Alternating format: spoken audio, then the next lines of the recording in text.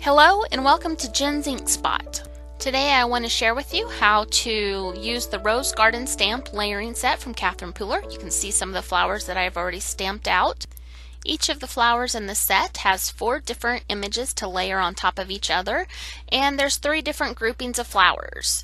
There's also several different leaves in the set that you can also layer to make these beautiful images. Today I want to start by showing you how to stamp out this rose here. I've shown you 3 different samples of how I've stamped it in different colors, and you can see on the blue one that I have embossed it. The 4th layer is embossed with embossing powder. For this stamp, I'm going to stamp it directly on white cardstock because I found that it's easier to do this and then die cut after I've stamped. For my 1st and 2nd layer, I'm going to stamp with All That Jazz ink. But for my 3rd layer, I'm going to use Daydream ink, and that is the layer I'm going to stamp first. Amazingly enough, it is easiest to line the stamp image up if you start by stamping the 3rd layer.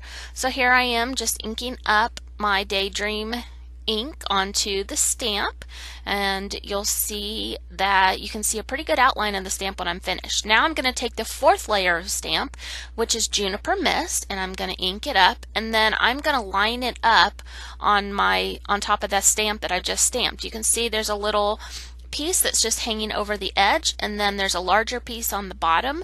That's what I'm going to use to line up my images. If I can line those images up, then it's going to stamp pretty much where it needs to be stamped. And then there's also a little hook at the top that can line up in the corner. Once I have it stamped, you can see that it's lined up nicely. Now I'm ready to stamp my 1st and 2nd layers. So I'm going to start with my very 1st layer, and I'm going to ink that layer up with All That Jazz ink, and then I'm going to stamp it off first lightly on a piece of scratch paper. The ink that's left on my stamp I'm going to use to stamp directly on top of what I've already stamped, that little hook at the bottom.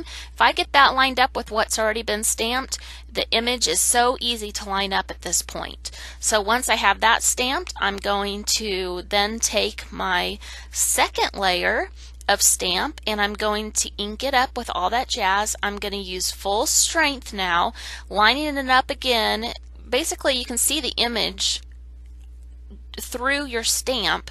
You're going to use that little hook on the bottom and stamp it directly on top of everything you've already stamped, and when you're done, you have a beautiful image that was pretty easy to line up. So now we're ready to die cut. We're going to take our die, and we're going to use that same little hook that we used to line up all of our images at the bottom of the flower. We're going to use that point on the die to line it up on with our stamped image, and I have a little piece of post-it note tape that I'll use to hold the die into place when I run it through my die cut machine. It lines it up perfectly.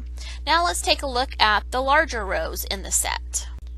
So you can see on this flower I use gold embossing powder as my 4th layer, and on this flower it's just flat ink.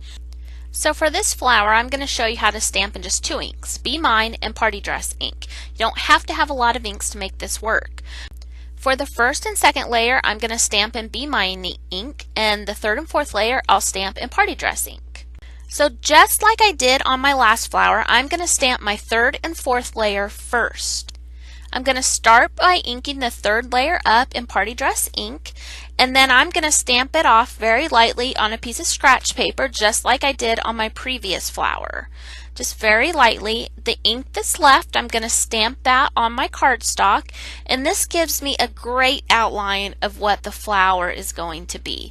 Then I'm going to stamp my 4th layer. This is going to be full strength Party Dress ink, and I'm going to stamp it directly on top of that 3rd layer. I'm going to use that bottom little piece of the flower to line up on where to stamp on the 3rd layer. And I'm also going to use this little piece on the edge as well. Those 2 places really help me know where exactly to place this stamp at. When I stamp it down and lift up, you'll be able to see how nicely they line up. I'm now ready to stamp my 1st and 2nd layer. I'm going to take the 1st layer and stamp it in Be Mine ink, and then I'm going to take and lightly stamp it on a piece of scratch paper. Then I'm going to stamp it using the outline of the image that's already been stamped.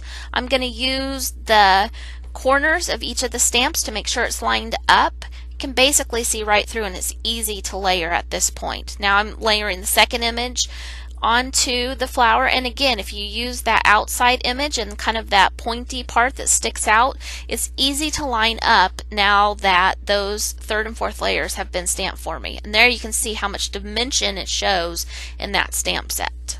Now I'm going to show you how to stamp this cluster of flowers. This was the one I had the most fun with. I'm going to start by stamping this cluster of 3 dots, and you'll see that one of the dots is a little more oval than the others, and that's the one that I use to line up all of the other images with. I'm going to start by stamping in the over coffee ink, and this is going to be, like, again, the center of the flower.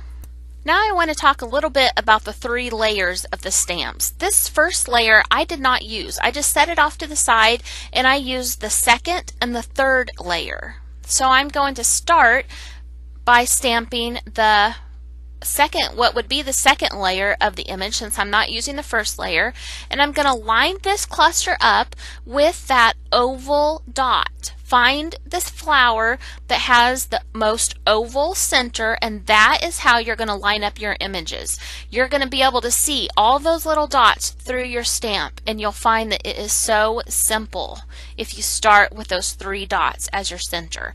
Now I'm going to use my third layer, which is the Sauna ink, and it's a little bit darker ink, and again I'm going to find that oval, and I'm going to use that to line up this image, and it's going to stamp easily right on top.